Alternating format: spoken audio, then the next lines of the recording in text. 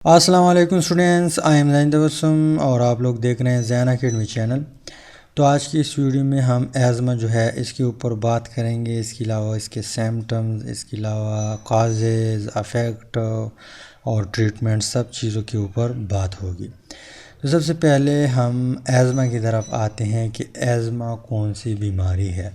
तो एज़मा जो है, asthma is the inflammation in the wall of the bronchi and bronchioles. Bronchi वो है जो ट्रीकिया के बाद स्टार्ट होती है, यानी यहाँ पे ये लंग्स है और यहाँ से फिर ब्रोंकाई स्टार्ट हो जाती है, राइट। फिर जब ब्रोंकाई डिवाइड होके और छोटे छोटे नालियों में, तो उसको हम ब्रोंकियोल्स कहते हैं। तो इसमें सोजश पैदा होना, उसको हम क्या कहते हैं, एज़मा कहते हैं।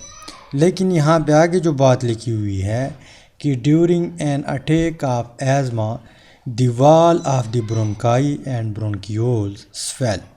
यहाँ पे ये क्रॉस सेक्शन ऑफ ब्रोंकस है या ब्रोंकियाई है, और यहाँ पे मतलब ये नॉर्मल है और ये एबनॉर्मल है। यहाँ पे एज़मा लग चुका है। तो क्या होता है, यहाँ पे जो इसके वाल है, ये वाले वाल, इसकी स्वेलिंग हो जाती है। स्वेलिंग के रिज़ल्ट में यहाँ पे क्या होता है कि the inner passage is reduce. यहाँ पे जो अंदर की एरिया है जहाँ से एयर जाती हैं, उसका साइज़ कम हो जाता है। जब कम हो जाता है तो ज़ाहिर सी बात है, ज़्यादा से ज़्यादा सांस नहीं जाएगा, आपको सांस लेने में दुश्वारी होगी। तो यहाँ पे ये है नॉर्मल, ये है एज़मा। तो एज़मा कौन सी बीमारी है, इन्फ्लामेशन है। इसके अलावा यहाँ पे ब्रोंकाई के जो वाल्स है वो स्वेल हो जाते हैं, जिसके रिज़ल्ट में यहाँ पे ये एरिया जो है, रास्ता जो है, वो तंग फट जाता है। अब इसका अफेक्ट क्या होगा, जब मान लो हमें लग गई एज़मा, तो इसका अफेक्ट और सिम्टम्स जो है वो क्या होंगे। तो दोनों हम एक साथ लिखते हैं, क्योंकि जो सिम्टम्स होते हैं वो अफेक्ट भी होते हैं। तो यहाँ पे अफेक्ट और सिम्टम्स जो है, शॉर्टनेस ऑफ ब्रीथ, यानी ज़ाहिर सी बात है पहले हवा के लिए इतना ज़्यादा रास्ता था, अब स्वेलिंग की वजह से यहाँ पे ये रिड्यूस हुआ, तो यहाँ पे ज़ाहिर सी बात है कि शॉर्टनेस ऑफ ब्रीथ होगी, यानी सांस लेने में दुश्वारी होगी। इसके अलावा वीजिंग कहते हैं खरखर को, यानी जब आप सांस लेते हैं और आपके सांस के साथ खरखर की आवाज़ें आ जाए, तो इसको हम लफ्ज़ इस्तेमाल कहते हैं वीजिंग। तो ये सिम्टम्स भी है और अफेक्ट भी हैं। इसके अलावा कफिंग, आपको खांसी आएगी, अलामात भी है, अफेक्ट भी है। इसके अलावा चेस्ट टाइटनेस, तो ये भी एक क्या है, सिम्टम्स भी है और अफेक्ट भी है। इसके अलावा इसके पीछे रीज़न क्या है, काजेज़ इसके क्या है, ये एज़मा किस वजह से हो जाती हैं। तो काजेज़ जो है, the most common reason for asthma, यहाँ पे एलर्जियन जो है, यानी यहाँ पे जो एज़मा है ये एलर्जी की वजह से होती हैं।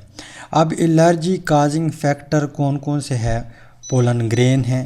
पोलन ग्रेन क्या है, फ्लावर का जो ये हमारे पास क्या है, फीमेल पार्ट है, यहाँ पे एंथर होते हैं, क्या होते हैं, एंथर।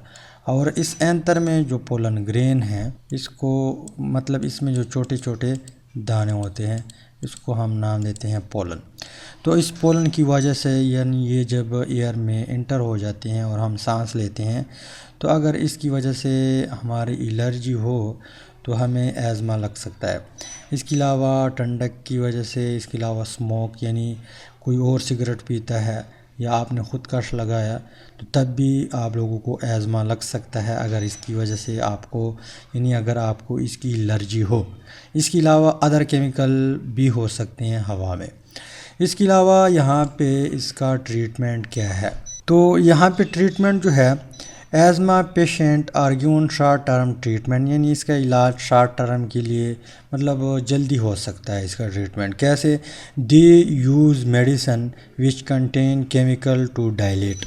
डायलेट का मतलब ये है कि यहाँ पे जो स्वेलिंग हो चुकी है या वॉल ऑफ दी ब्रोंकाई, तो ये क्या करता है, इन दीवारों को इस तरफ खींचता है, इस तरफ खींचता है, इस तरफ खींचता है, और इसको खोल देता है, यानी रास्ता फिर खोल जाता है हवा के लिए। तो ये केमिकल यूज़ करते हैं और इस केमिकल की वजह से हमारा एज़मा जो है वो ठीक हो जाता है। तो उम्मीद करता हूँ वीडियो की समझ आई होगी। अगर समझ आई है तो वीडियो को लाइक करें, शेयर करें, चैनल को सब्सक्राइब करें। अगर आप लोग पेज पे देख रहे हैं तो पेज को भी फॉलो करें। Finally thanks for watching.